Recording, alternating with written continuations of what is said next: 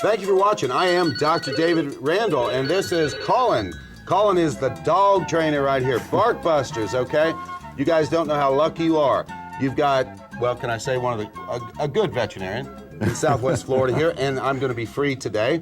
Colin's going to be free too. He is a pet trainer for Bark Busters, and a world-renowned pet training organization. Books out there and stuff and all. They do it right, all right? Oh, and I got to talk to you about some of my own pets and stuff. But before I start rambling on, thank you people for watching. This is the Dr. Pet Show, and this is a live call-in show every Tuesday, 5:30 to 6. So for the next half hour, as long as those numbers are there, that means that we have 3 open lines, okay? All right, anyway, I'll pick up my first caller. Hi, Kathleen. I'm Dr. Randall. What can I do for you? I have a 10-and-a-half-month-old male Papillon, and I want to know, how do I know when his growth plates are closed? Oh, that's very simple. Papillons are beautiful dogs, aren't they? Yeah. All right, do you show this dog? I will in agility. Mm-hmm. Very nice, very nice. Have you ever trained any Papillons? Yes, ma'am. About how old do you like to start training dogs as far as basic training?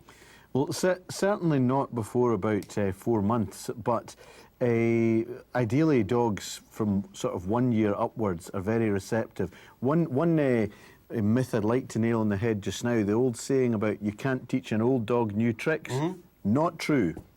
Okay, not true. I know that's not true because somebody's taught me, Alan Davis taught me how to fly. You talk about an old dog. Renowned. Do you have any feeling pet training organization? One way or another? Well, I think it's good for all dogs to be neutered unless you intend to breed them. Right. But I will tell you, because I deal with so much prostate cancer and problems and stuff. After 5, 6 years of age, those dogs need to be neutered because you're going to run into problems. Well, exactly. But we had a call in a previous show about dogs a dog that had been neutered 2 or 3 months old, and it's absolutely ridiculous. I mean, both of us were quite outraged at that. I can remember. Well, a lot of times they'll do it at shelters and stuff, just so they're not turning dogs loose. And people always say, "Oh, I'm going to pick up that pitty and I'm going to neuter it and stuff and all," but you know they don't really want to. Anyway, Kathleen, did that answer the question?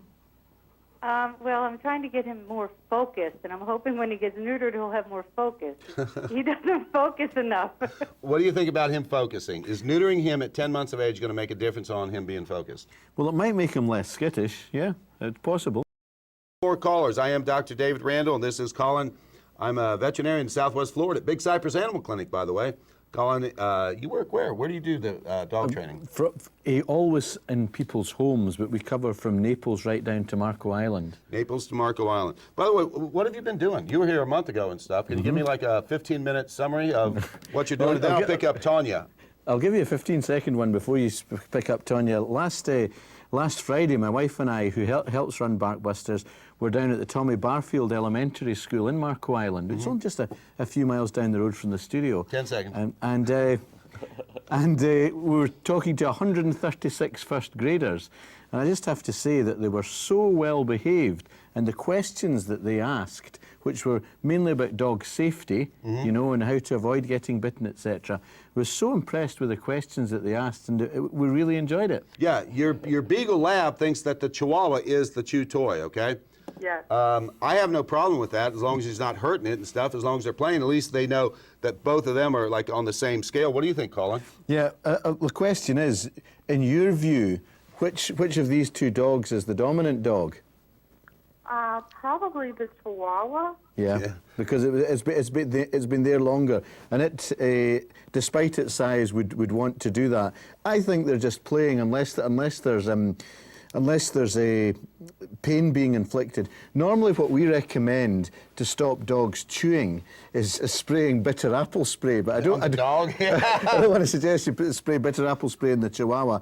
If there's no damage being done, I wouldn't worry about it. But if it is going too far, you've got to step in and make them both realise that it doesn't matter which one of them they think is dominant. You're the pack leader.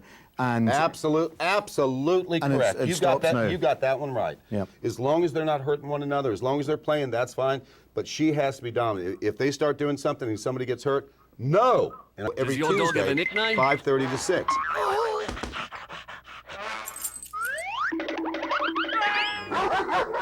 If your dog's behavior keeps you inventing new nicknames, remember this name.